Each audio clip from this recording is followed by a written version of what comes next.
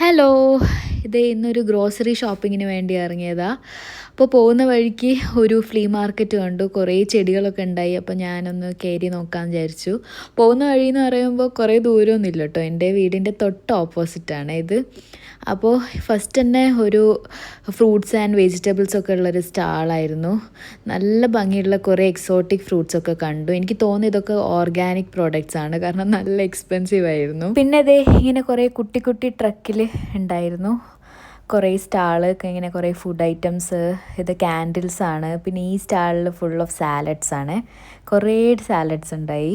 പിന്നെ നമ്മൾ പിന്നെ മുന്നേ പോയപ്പോൾ ഇവിടെയൊക്കെ നല്ല കുറേ നമ്മളെ നാടൻ കോഴിമുട്ട, താറാവൊക്കെ ഉണ്ടായി. ഈ സ്റ്റാളിൽ കുറേ ചീസാണ് കേട്ടോ. സ്റ്റാൾ ഫുൾ ചീസായിരുന്നു. പിന്നെ ഇതേ ചെടികൾ കണ്ടു. വാങ്ങണോ വേണ്ടേന്ന് ഇങ്ങനെ ആലോചിച്ചിരുന്നു.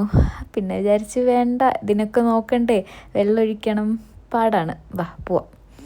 പിന്നെ നമ്മൾ പോകുന്ന വഴിക്ക് വേറൊരു കാർണിവൽ സെറ്റപ്പാണ്, തുടങ്ങിയിട്ടില്ല, അവിടെ ഇങ്ങനെ നടന്നുകൊണ്ടിരിക്കുക.